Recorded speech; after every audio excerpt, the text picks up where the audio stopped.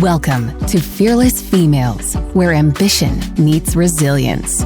Meet your guide, Lorie Jones, owner of Fearless Financial Advisors. Join her and remarkable women executives as they uncover the triumphs and transformative moments shaping extraordinary careers. Ready to be fearless? Let the journey begin. Good morning. Thanks so much for joining us today.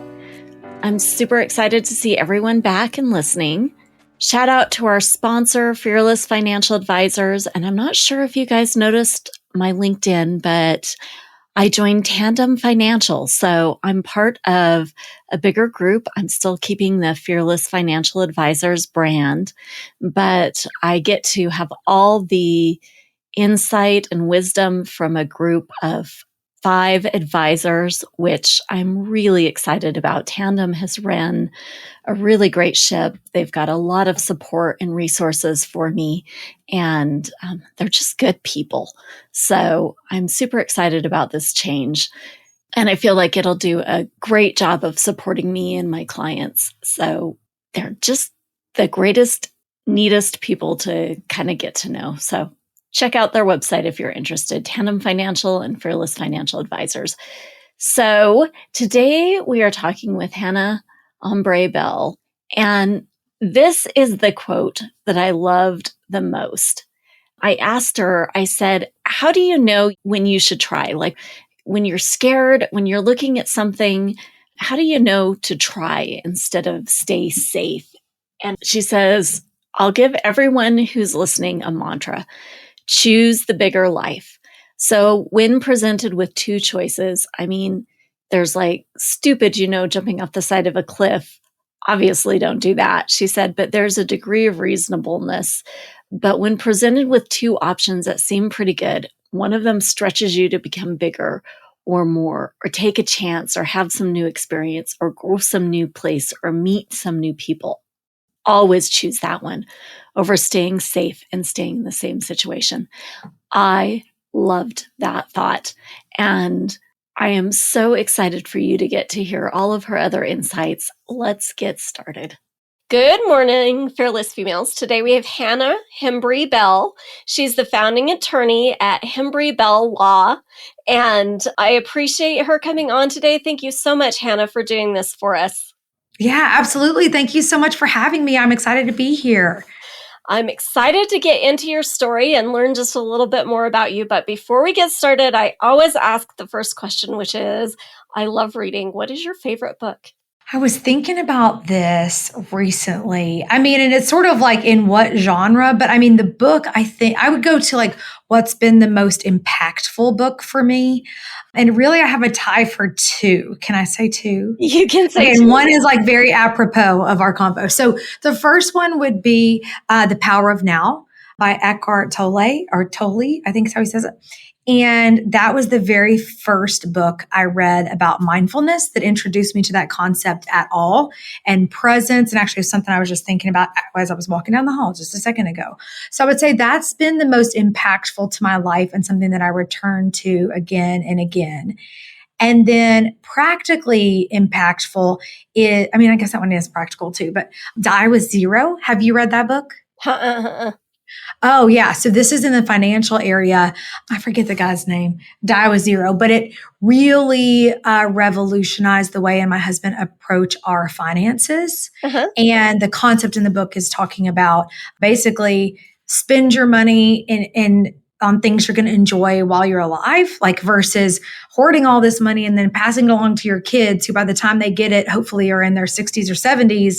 And then they don't need it either because they've already made their own wealth. And so like using that money to give you pleasurable experiences in life now at sort of the optimal times of when it would be the most pleasurable to do it. So maybe rather than leaving your kids X number of dollars, you could help them with the house down payment, or help them, go on a family vacation or something like that. So those are the 2 that come to mind. I love that. I'm definitely checking out that book because, finance is my love language. So I'm super excited to hear that. Yes, highly recommend. And I like the idea of like values-based spending. A lot of times I'll talk to clients and I'll ask them, well, what are your values? And they tell me, family is usually one of their top values.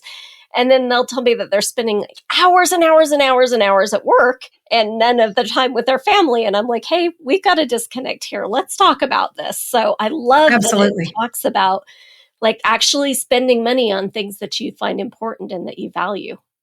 Yeah, absolutely. So tell me a little bit about your journey, Hannah. How did you get where you're at today? Where did you start? What do you do? Just tell us a little bit about you. Yeah, so I am the founding attorney of Hembree Bell Law, where we help people in their marriage as well in the greater Austin and San Antonio area. So like sort of I-35 in Central Texas. And man, I got there through a winding road. So I went back to law school as a second career. I was a recruiter for nurse practitioners and physician assistants before I went to law school and got my MBA along the way. And in there took a business law course, which kind of hooked me and ultimately led to me going to law school at St. Mary's. And when I very first got out of school, I was in big law as an employment lawyer at, AmLaw 200 firm at the time. And then it was my own like custody divorce journey that got me into the place of wanting to go back and help the people and be the sort of lawyer I wished I would have had from the beginning. And so that's what sort of brought me back here. And I just hung out my own shingle, they call it. So I went out on my own once I'd kind of made the decision to go back and try to help others in this same area, and did that. I guess this is coming up on the 7th full year that I've been doing it. So when you went to school, you went through the first time. What were you going to school for then? You mean my MBA? Yeah. So you got a business undergraduate and like an MBA and then no. So my undergrad was in communications. I switched undergrad schools. I went to one school my freshman year, sophomore year, came kind of back to Texas and went to school and then went back to that same school. So like all that switching twice, like one place and going back, that switching had did a number on all my credits and everything. So by the time it all got settled, I was able to be a communications major and still finish in 4 years. So that's what I did. And then I was doing recruiting, and at first, like education wise, went back and knew I wanted to get my master's. I got some really good advice from a guy who was talking about you need to go ahead and get your master's. When I did Leadership Tyler, when I was living in East Texas, one of those leadership academies, he was like, you need to work on that. So I took that advice and started with an MSHRD. So like I was thinking I was going to go into HR type stuff as I was in, doing recruiting. But in there, I was like, I don't know how much I want to just do the HR part. And back then I was going in person to class, but then I had my first kiddo and stopped going. I think I stopped going for a minute and moved and needed to go online. And so that was how I got into an MBA program. And then that's, the business law, and then ended up in law school. Wow. Yeah, it's so interesting how you went from communications to law. That's like, that's a big that's a different, right? Yeah, I guess. I mean, definitely all we really do in the law is communicate. I mean, if I could go back and if I was going to advise somebody who's in undergrad in school and they wanted to be a lawyer, I think the best education you can have, in my opinion, at least to be successful in law school, is journalism. So my law school bestie, Megan, was a journalism major, and she kicked booty at all of the written assignments. And in law school, the exams are these timed essays for the most part. And journalism, people learn to get deadlines done and fast. And in law, that's what we have to do, get things out on a deadline and a lot of writing. So if I was going to go all the way back to the beginning, I would have been a journalism major if I was going to go to law school. Yeah, that's so interesting. I've heard history major before, but I haven't heard journalism. That's super smart. I think history would be fine. It's just that you can do it without being a history major. I mean, I think it's helpful to some extent, but I think journalism is way, way more helpful. That's so interesting.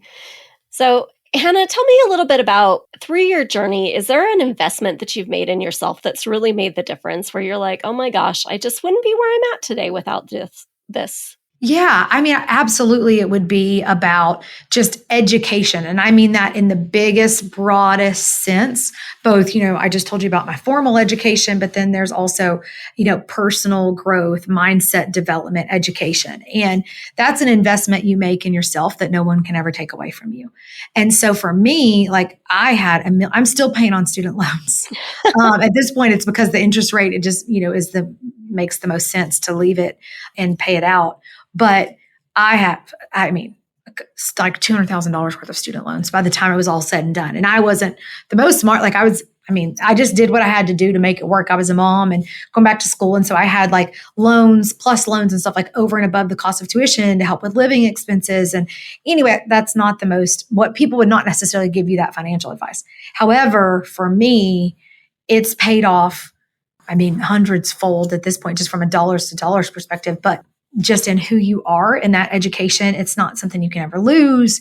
It's not something that anybody else can take. So I think education and continuing that lifelong learner attitude beyond, when formal education stops, but then continuing to pursue other learning and enrichment for yourself. Yeah. Oh, I love that idea because I love education and I love really kind of, and it's something too that people don't tell you, because from a fully financial point of view, taking out those student loans feels kind of scary. But like you, I like 10x, 20x my income with, a master's degree, and the confidence that gave me moving forward with that knowledge behind me. So sometimes those, student loans suck basically. But it sometimes does really make a difference into what you're able to do in your career. Yeah, I just don't think of them as they suck. I mean, or what? You don't go. Yeah, it'd be nice if somebody would just pay for your college for you, but that wasn't a choice for me. So I just don't look at them at all like they suck. I'm so grateful for student loans. Yeah. Or I wouldn't be here today. I wouldn't have been able to get all this education and then make the money I've been able to make and help the people I've been able to help. And I think that people just they buy into this idea that student loans suck or that it's terrible. Like, are you kidding me? We live like other countries don't have that. Yeah. Yeah. In the same way that we do, that you can come from absolutely nothing and get an education matched that's the same dollars. And then we all know that like loans are leverage. We leverage other people's money through loans. And so, yeah. I mean, and I know when you're taking, it depends on what kind of student are you going to be. Like, I don't know that if you're going to be, a job that pays, you have to do the math on is, $200,000 like I had to do of student loans or chose to do worth it if your job, let's say you're going to have a job that pays $40,000 a year. Well, that math may not make the most sense. So it's having some reason, but I think student loans are an incredible gift that we have so that everybody has. Now, things are different with a lot of the rising college freshmen. So this is very fresh on my mind, but now a lot of the colleges, depending on where your parents' income falls, then a lot of them do 100% need-based aid. Like back then I would have qualified for that, but exactly. Well, and I was saying student loans suck when you have to pay them back. I'm with you on it really does open up a lot of opportunities. And I love the idea of getting that education and investing in yourself in that way. So it opens up a lot of doors for you. I love that. Yeah. It's good advice. Speaking of advice, what is the worst advice you've ever gotten? And did you take it? Did you not take it? Did you learn from it? I'm trying to think about that. The worst advice I've ever gotten. I mean, I don't know that I've gotten I think when people give advice, it's just so colored by their own experience and their own goals and things like that. So I guess it could be some idea of stay in your lane kind of stuff. But at the same time, it wasn't wrong at the time. I needed to stay in my lane for a minute because I was an associate or an employee, and I wasn't able yet to, have my own firm where I don't have to stay in any lane. I get to invent the lane. So I don't know. I don't know that there's any big worst pieces of advice I've gotten. Mm-hmm. I don't think. Well, that is great. I love that. I think that, I that would be a hard question for me to answer, to tell you the truth. I go through and think sometimes about how I would answer these questions, and the worst advice is sometimes the hard one. Has anyone ever given you any really great advice? Yeah. So on that one, it's hard. I've gotten a lot of great advice over the years, but one of the most influential pieces came sort of from a friend of mine and my husband's Drew named Ricardo. And that's when I was working in the big law firm. And it's funny because it's him giving this advice is just funny to me now, knowing him. But, he said, look at the people who already have the thing you're working towards and ask yourself whether or not you want their life. Like, would you trade places? And if not, then essentially you've seen this before, like maybe you're climbing the wrong ladder. Like don't work so hard to climb a ladder and realize you're on the wrong ladder. Mm-hmm. And so I did that back then as a partner at a big law firm, and my boss, so good at her job. And she would be like 7 a.m., 5 a.m. worrying about depot prep. And I'm like, I don't want to be doing that. No thanks. And so that advice served me well. And so that's what I try to think through. Okay, if somebody already has that thing I want, it's sort of like people think maybe they'd love to be famous. Like, have you ever really thought about that though? Would you think about people who are famous, put yourself in their shoes. Would you actually want that life? Probably not. People hounding you. You never have any privacy. Once you have a certain amount of money, it doesn't matter that much anymore. And then people judging you all the time. Do you really? So it's that same idea. Like just think it through, put yourself in their shoes of the person who already has the thing. And I use that advice all the time. Yeah, I think that's really interesting and very valuable too, because I had someone phrase it like, don't take advice from people whose life you don't want to live. But it's same the idea. same concept. Yeah. Mm-hmm. Mm-hmm. What about a situation that maybe if you knew then what you know now, you would have handled it completely differently or done something different? Is there something like that you can think of along your journey? Oh, there's a lot of things like that where, I wouldn't change them because I like how everything turned out. But for me, there's definitely been a couple things like that. Like there's two things that come to mind right away. One of them is sort of simpler. When I went off to college, when I graduated high school, they were doing that like top 10% program, and you got to go to UT in Austin for free. And I didn't, and chose to go off to a small private school. If I could do it all over again, I would have gone to UT Austin for free. But here's the thing. I was afraid. I was from a little bitty town and grew up very churchy, very church campy. And my parents didn't have much money. And so I thought, okay, but if I go to a big school, everybody's going to be at parties all the time. And I'm not like a drink beer party person. So like, what would I do? And then I was thinking it's like a movie. You have to be in a sorority, and I don't have money for that. So like, how would I do that? And so I literally didn't go because I was afraid. Mm-hmm. And if knowing all the things, and I try to instill this in my kids now, is I would put myself in have a growth mindset. I naturally I had a fixed mindset for a long time. And I still find myself doing that sometimes, putting myself in situations where I'll succeed versus putting myself in more challenging situations where I know that I'll be stretched and need to grow and step up to that. So if I was doing it all over again, I would continue to put myself in situations where I need to stretch and grow and just strive versus sort of find situations to confirm that I'm good at things and look for worth in that way. And that kind of goes into some extent. And the second thing would be to really, this is something I think women, a lot of us struggle with in general, owning and connecting with our own worth. Mm-hmm. Early on, because I think this is where a lot of women in their 20s get married to someone that they would not marry in their 30s or 40s. And I think part of that is some impatience and fear. Like, if I don't get married now, then, I'm going to be alone, And upbringing for part of it, what they thought. Like I thought, not really upbringing, just my experience was you go to college and you come back and you get married, like the end. And that's what I did. I got married when I was 21 years old. But if I could do it all over again, and I don't even know how to tell myself to do that, but it would be this idea of connecting to your own worth. And like when you have things that feel wrong to you, like believe yourself, listen to you. When something feels like a transgression against you, it is. And I would get in touch sooner with that inner voice that's, standing up for my worth and who I was and what I deserved.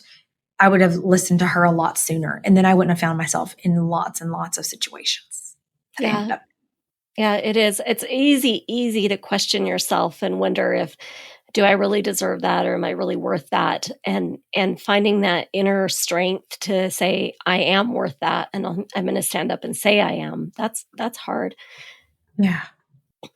And I love your idea too of kind of just, what you mentioned about just looking inside of yourself and really understanding, like, I can take this chance, I can try this thing. How do you know when you should try? Like, because that's always scary to me. Like, you're standing on the precipice and you're like, well, should I try, or should I not? Should I stay where it's safe? Like, how do you get past that, taking that first step? I mean, if you just, I'll give everybody who's listening a mantra: choose the bigger life. So when presented with two choices, I mean, there's like foolhardy stupid, like, jumping off the side of a cliff without a parachute. I mean, obviously. So there's a degree of reasonableness, but when presented with two options that seem pretty good, and one of them stretches you to become bigger or more, or take a chance, or have some new experience, or go to some new place, or meet new people, etc., grow, always choose that one over staying safe and staying in the same situation. Variety and contrast, everything good in my life has come on the other side of like not knowing and taking that step. So I think one shortcut way to do it is, when in doubt, choose the bigger life. I like that. I'm going to put that on I pull out quotes, and I love that quote. I'm going to put that quote up on my vision board. I love that. Choose the bigger life. I'm sure I didn't invent it. You find these things all along the way from who knows where. And when in doubt, choose the bigger life. I'm glad to I haven't thought about that in a minute. And so I'm glad for the reminder too, just when in doubt, choose the bigger life. Yeah. So if you could go back and talk to yourself when you were very young, how about 21? What would you tell her? To never betray yourself for anyone else, ever, in any situation. Betray yourself how? Not be true to what you're worth. Yeah, what I mean is that part I talked about earlier, like that still small voice inside, to not heed, to not listen. Your body is talking to you. Your heart is speaking to you. I am very, very attuned to this. And any decision I've ever made that blew up in my face, there was I call it a honey clench moment. Feeling, or like a red flag of this unease. Mm-hmm. And I would go back and say, like, anytime you walk through that and you do the thing anyway, you're betraying yourself, and nothing's worth it. No one's worth it on this planet. I mean, literally no one. And so, what that sort of begs the question or assumes is, how to hear that person and you get to know that person. I just didn't. I went from my parents' house to college. Remember, I went back and forth, went back there, and then got married, was home for 2 seconds, got married in July. So graduation's in May, my wedding was in July. And then had babies, started having Lucy 1.5 in, 2 years in, and then had kids after that. I didn't have any time. Actually, I was talking about this with my former au pair, Joel. He's 25, he lives with us. And then my oldest, Lucy, because I've got 4 kids, and Lucy is going off to college. And the last few weeks we were working remotely, me and Drew and the baby. Anyway, and Lucy had been at home on her own. So she's 18 now, and she'd been here for 3 weeks. And she said the first few nights it was kind of scary, but then she settled in. And really, when we got home this past weekend, I could tell on her face. And then when I named it, she kind of started to cry of like, she was kind of bummed we were back. Like we were invading her space and that privacy that she'd had, and just enjoyed being on her own. And Drew, my husband, who's Lucy's stepdad, and we were talking about how, like, you got a taste of what it's like as an adult on your own and how much you liked it, and let that inform you of like what you're working towards and what you're looking forward to. And I told her, look, you had more time alone on your own these 3 weeks than I had until after I'd already had you 3, the big kids, and got divorced, and then was on my own because my kids didn't live with me primarily at first. And there was this period where I was on my own, and it's a lot rougher to do it in that moment. It doesn't feel like freedom. And so like getting used to that space and having that time. And, I think women, it's not too late, right? It's never too late. Where there's life, there's hope. And so we can do that in our own way, wherever we are. I was thinking about that phrase, bloom where we're planted. Mhm. And I think sometimes people use that to like shame you, make you feel guilty and staying in a crappy situation. I don't mean that. But what I do mean is like we can bloom in the season in life that we're in. And so maybe that looks like, taking one little nugget of this advice, and that's not ignoring that still small voice that says, you know what? I need to sleep in on Saturday. I'm tired. And I'm going to need to ask the people in my life to support me doing that. And because I'm worth it. It's okay for my body to cry out that I need somebody else to handle things until 9 a.m. on Saturday morning. And hearing that and heeding that and saying it's worth it. If somebody else in my life asked that of me and said, I really need this, I would give it to them.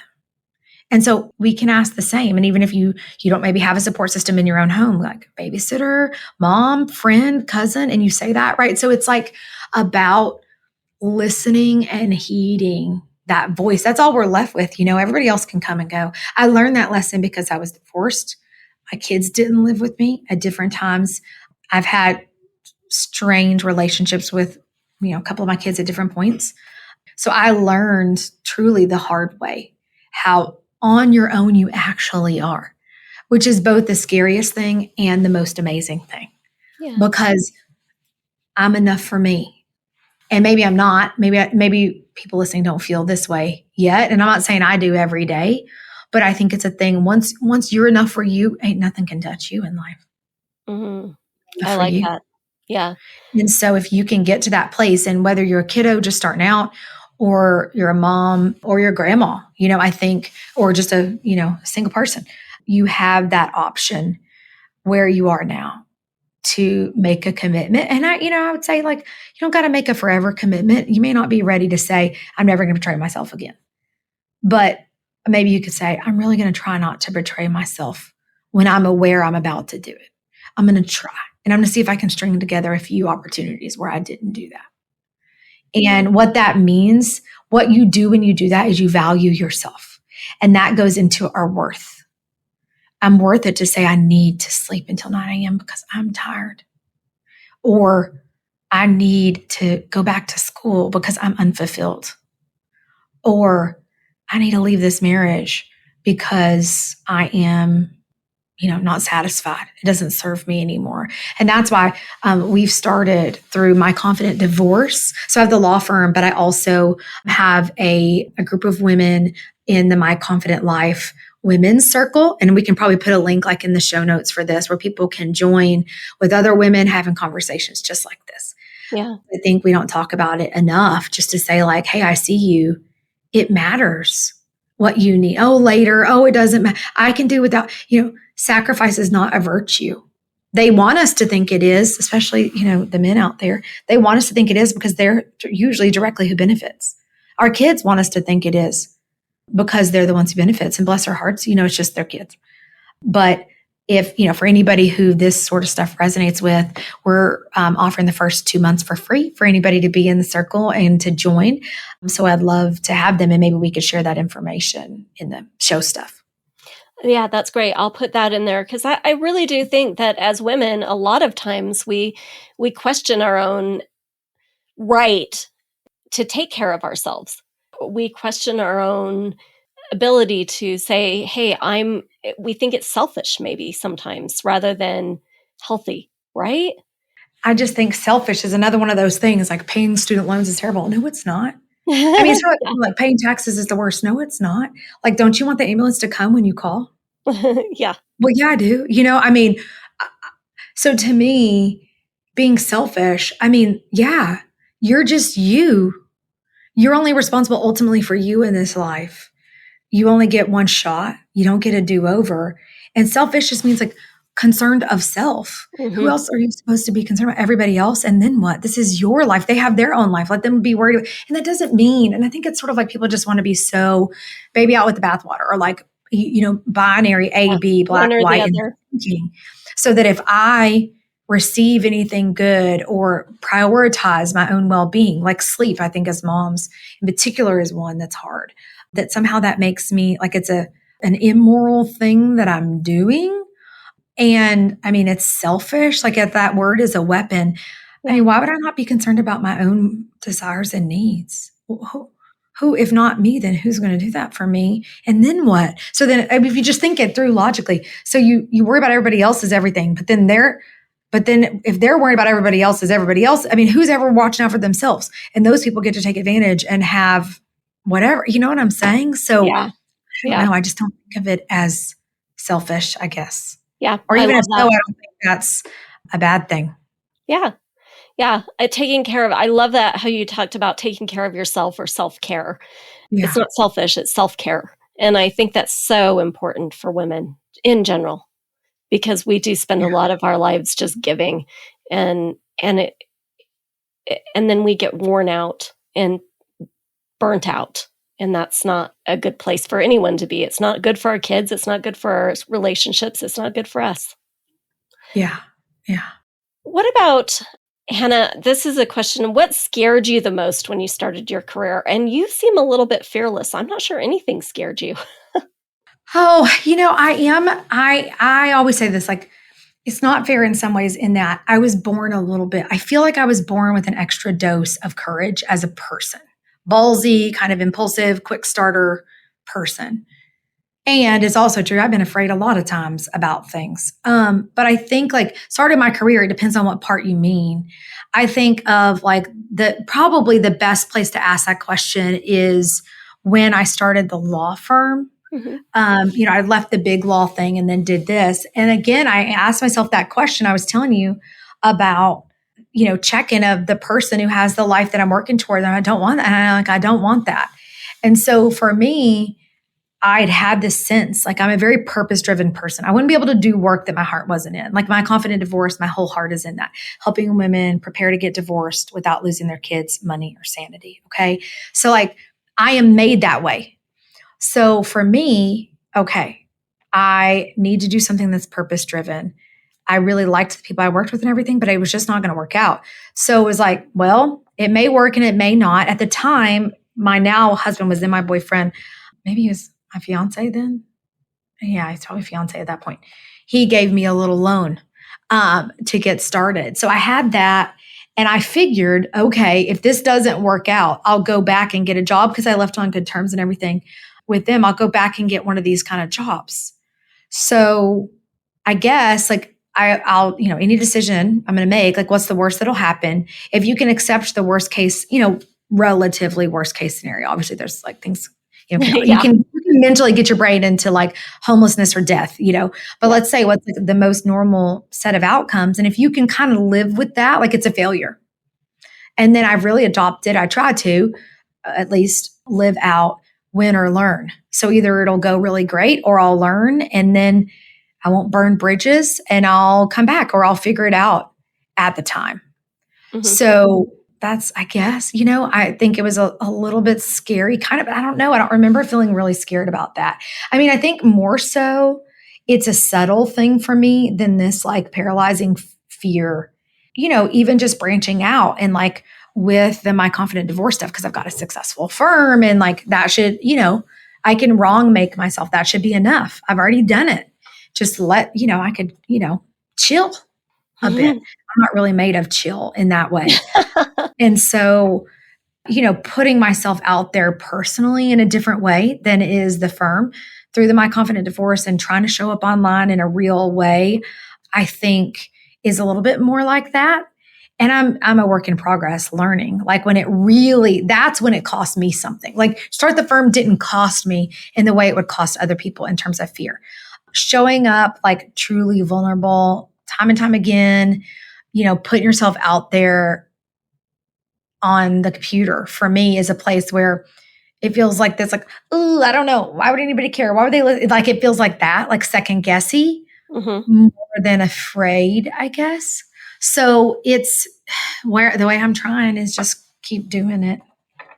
And then, confidence is one of those things that you get in the rearview mirror. Like you don't get a confidence deposit. And this is one of those things you get after doing the thing.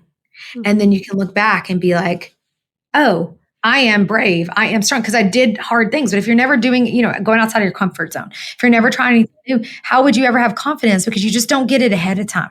You just don't. Mm-hmm. That's a really valid point. And I loved your idea of win or learn, because Mhm. either way, you're not failing. You're either winning or you're learning something so you can do it better the next time. And I love that. I'm going to adopt it, actually. Yay. Okay. Amazing. Good. So tell me, did you face any unique challenges because you were a woman? No. That's it. Full stop. No. I mean, I just think I say that. People ask that question all the time. Mhm. Ladies, they ain't even here. Why are we talking about them? That's what I always say. Like, because I'm a woman, I mean, I'm a person. So it just depends. Like, I just am not going to let other people ever do that to me. It just doesn't come up.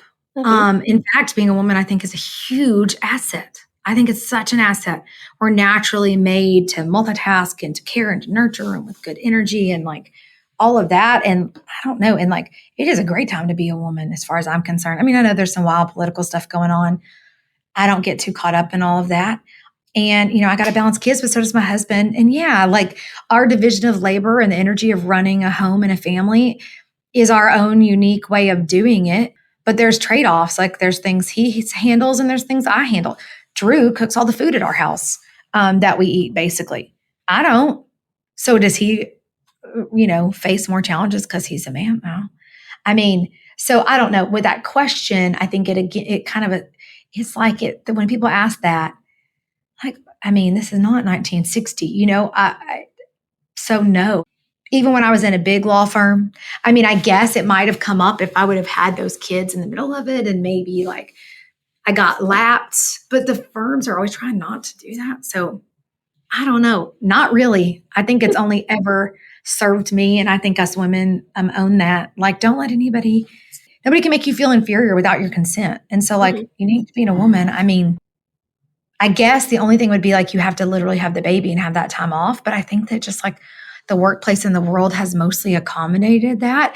And, you know, it can be a prison of your own making. If you want to look for it, if I want to go back and like re-examine some stuff through that lens, maybe, but I'm not looking for it. I'm not going to let them do that to me. Hannah, what is the thing you are most proud of? Most proud of? That's a big question. I'm most proud of myself. And I mean, that's not exactly what you're asking, but like, I'm really proud of me for coming through it all and making the best out of it, making lemons out of it, flipping everything on its head, and never getting sitting around being sorry for myself for very long. Never, you know, blaming things. That's what the victim mindset of like, oh, it's harder for me because I'm a woman. Ain't nothing. That's your choice. And not ever even remotely adopting that sort of thinking, a victim mindset. And instead, you know, I'm really proud of myself for trying really hard, you know, showing up the best I can all the time, knowing I'm not perfect, trying hard to do right by people. And the way that's played out, you know, I'm really proud of the relationship I have with my kids. One of them is still very strained. I have hope that it will not always be so. But I know that I've done the best I could at every intersection. You know, I'm not perfect, but I certainly have made the best choice I can at the time, given all of the information, I guess. So I'm proud of just the way I've weathered all of that. It was a rough go. You know, I mentioned that my kids didn't live with me at first. There's a lot of shame and guilt and judgment that people want to throw on top of that. And I felt that at the time. I felt like a total piece of crap, where a lot of women, when I find them, they're in the middle of that thinking about getting divorced phase or just got divorced or lost their kids or something's happened. And that's where I was. And I could have stayed there. And like I always say, divorce and custody, bitter or better, you choose. It's up to you. So which are you going to choose? And that sort of takes the idea that, yeah, you can sit around and like point at he did this or she did that or this always blah, blah, blah, blah, blah. It's because I'm a woman, all that. Okay, that's the bitter root. That's one choice available to you. But I believe we have full personal responsibility for the outcome. We can't control what happens to us, but we can control how we respond. And so that's the better angle that I try to call women towards is let's choose better, ladies. We're not going to sit around and like, I mean, things happen, bad things happen. I don't mean to diminish that. I've been fortunate in terms of a lot of basically anything bad that's happened to me has been a choice of my own making for being kind of an idiot at the time. But and bad things happen to people that obviously they have no control over and that I couldn't even fathom the depth of. And it's also true that they have a choice in how they respond to that ultimately, even though it may be harder and everything else. And I'm so grateful that we have that choice, that we have that space. There's that Viktor Frankl quote, right? Between the stimulus and response, there's a space, and therein lies your freedom. That's an abbreviated way to say it.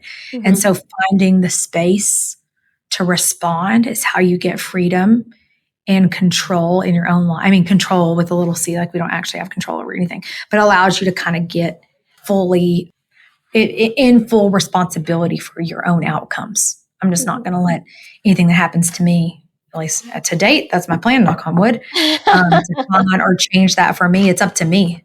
It's me and me responding. I like that. I like that thought that we do have control over our destiny as far as our choices and how we choose to respond to things. Yes. Yes. Any advice for a young lady who's just starting down on this path that you're so successful at? Is there anything you'd say to her to help her become successful like you? I think adopting a growth mindset as quickly as possible and assuming full personal responsibility for your life immediately. And I think a lot of young girls have a lot of entitlement attitude, which is like a combination of like victim, just like all kinds of things. And in this generation, and I have a kiddo, she's amazing and awesome. And it's also, a lot of them have had it really great. So, understanding that maybe you've had a really great life and you've had plenty of money and food and opportunities and you get to go to college and your parents are paying for it and all this. So what are you going to do with that? It's now your personal responsibility to stand on their shoulders and, to pay that forward and to build for the next and to build the life that you want to. But it's like they miss something, I think, sometimes. Like I know this as an employer is sometimes when not everybody, because I've employed some amazing like gals straight out of, college. Lauren, who worked here for years, is such a good example of what you can be. And then I've had some other ones who didn't work out, who sort of started as an intern and basically kind of thought they were going to come in as like the director of PR. It's like, what? So having like a level of humility and understanding that you gotta, feel your way. You don't just like start knowing everything. You don't have the knowledge, the wisdom, the experience that takes some time to gain. So understanding that and putting yourself in situations to grow and expand your network, expand your opportunities, expand your horizons is like step one. And then maintaining that throughout. And then knowing that it's up to you. No one's coming to save you. And entitlement has this idea of like, you owe it to me. No one owes you nothing.